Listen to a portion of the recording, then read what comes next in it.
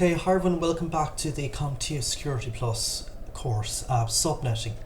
Subnetting is the act of creating subnetworks logically through the manipulation of IP addresses. These subnets are distinct portions of a single IP network. Subnetting is implemented for a few security reasons. It increases security by compartmentalizing the network. It is a more efficient use of IP address space. It reduces broadcast traffic and collisions.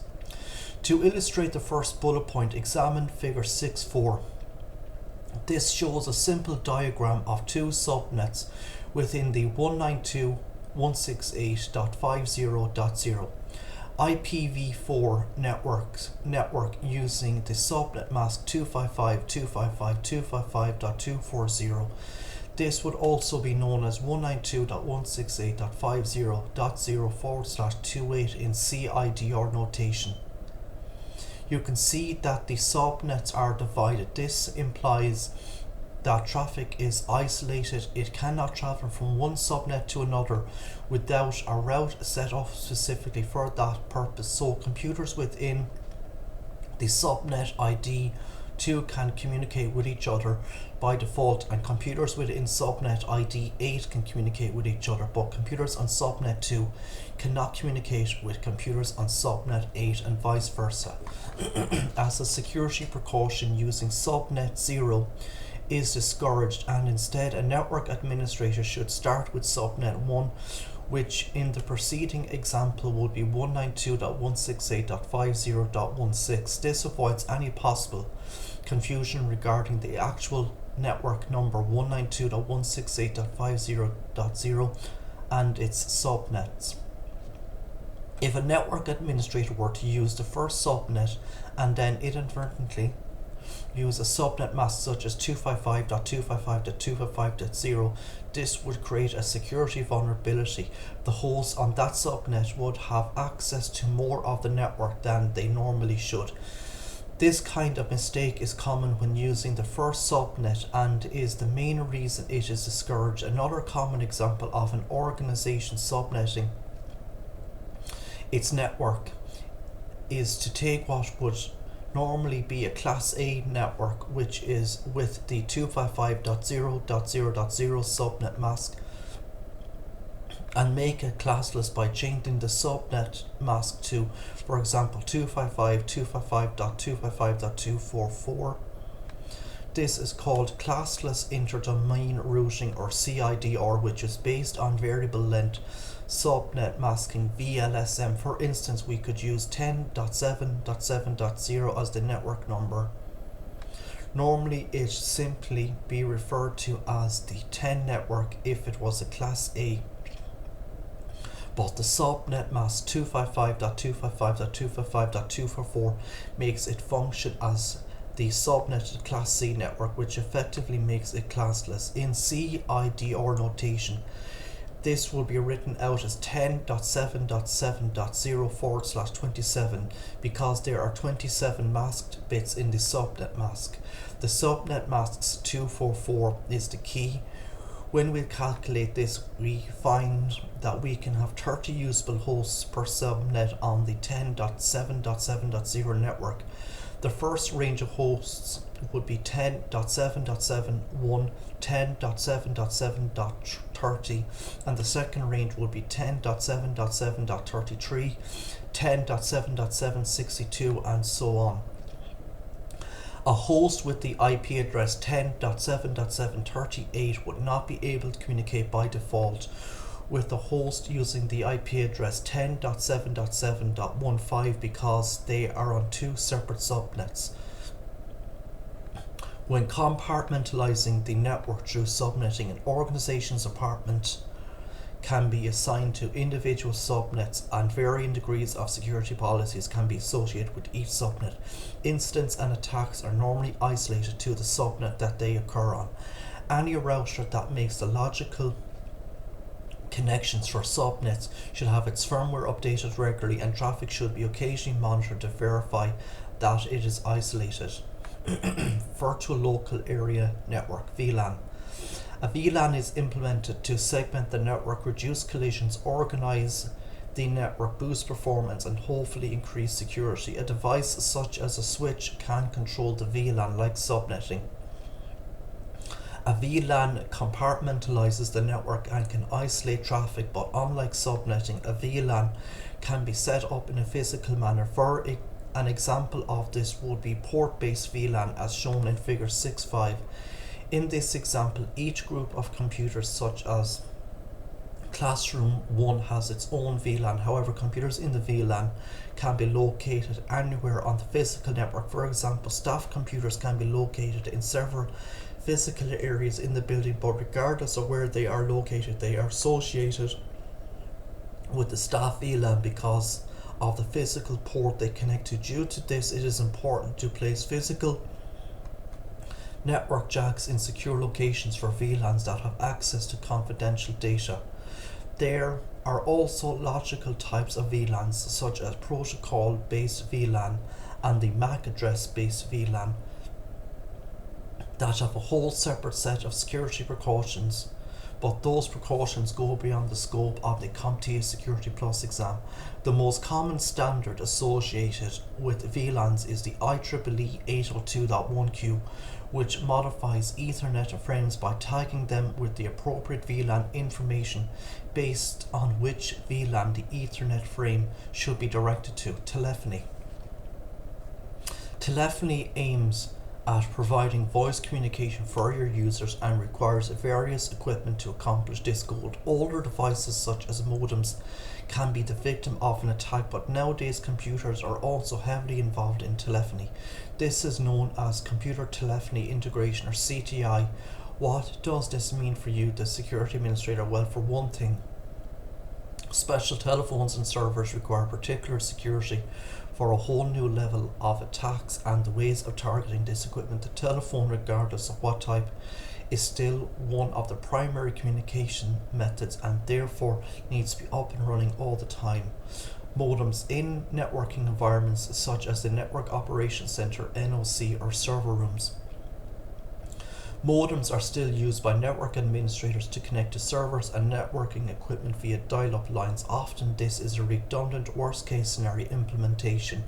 Sometimes it is the default way for admins to access and configure their networking equipment. In some cases this is done without any authentication, and to make matters worse, sometimes admins use Telnet to configure their equipment. Of course, this is insecure to say the least. A modem can be the victim of ward dialing, which is the act of scanning telephone numbers by dialing them one at a time.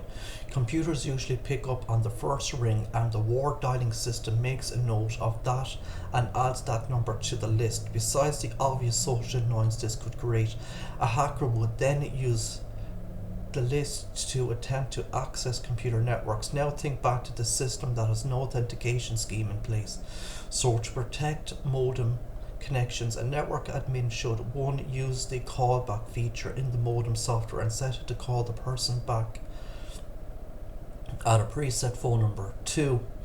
Use some type of username password authentication scheme and select only strong passwords because ward dialers will most likely try password guessing. 3. Use dial-up modem sparingly, only in secure locations, and try to keep the modem's phone number secret. And by the way, a quick word on Telnet: it is not secure and should be subnetted with SSH or another more secure way of configuring a remote device. For the typical user who still uses a modem on a client computer, set the modem to not answer incoming calls and be sure not to use any remote control software on the system that houses the modem. Finally, consider upgrading to a faster, more secure internet access solution.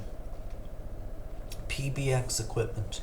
A private branch exchange, PBX, makes all of an organization's internal phone connections and also provides connectivity to the public switch telephone network, PSTN.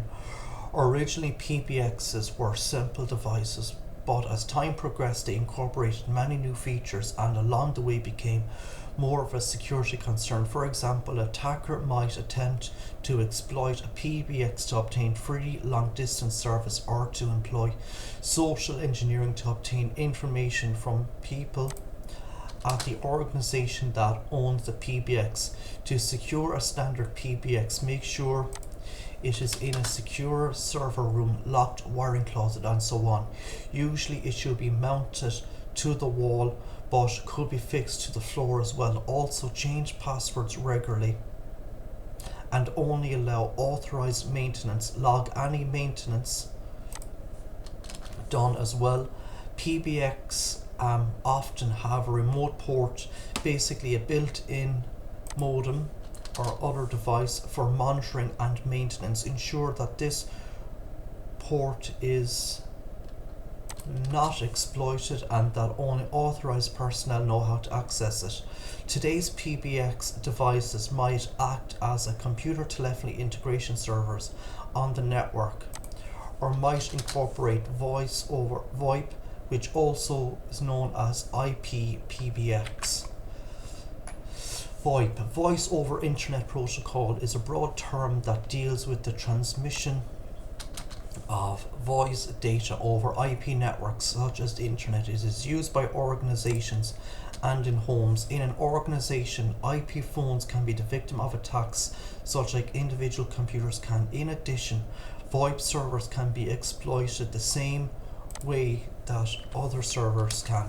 For example, by way of denial of service attacks when securing VoIP server, also known as VoIP gateways or media gateway security.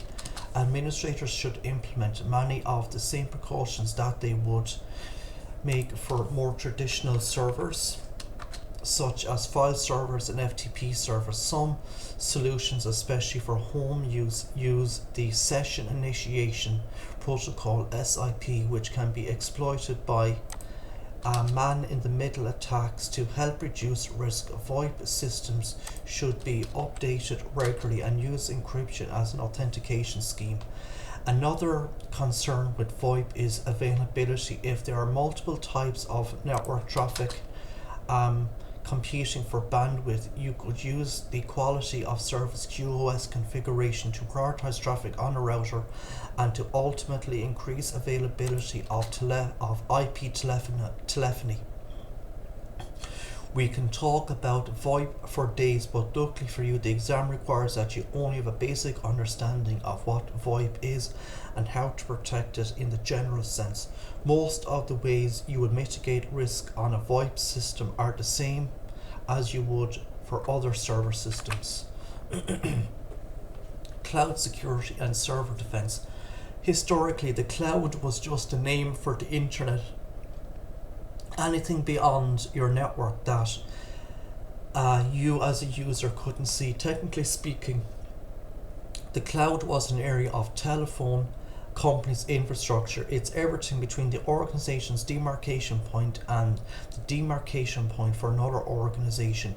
It included central offices, switching offices, telephone poles, circuit switching devices, packet assemblers, disassemblers, PADs, packet switching exchanges, PSEs, and soon.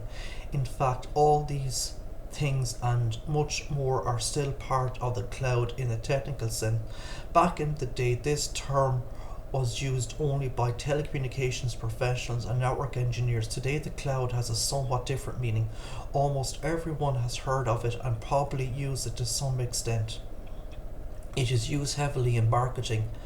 The meaning is less technical and more service orientated than it used to be.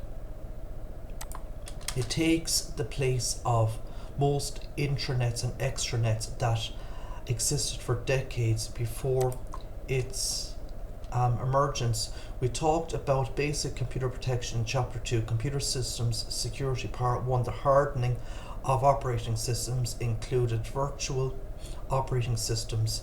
In Chapter 4, OS hardening and virtualization and secure programming. Chapter 5, Application Security. In this section, we'll build on those knowledge assets and describe some server defense. I place servers in this section of the chapter because they are the heart of networking. Servers control the sending and receiving of all kinds of data over the network, including FTP and websites, email and text messaging. And data is stored as single files in a database format. A great many of these servers are now in the cloud, with more moving there every day. And the cloud, sorry,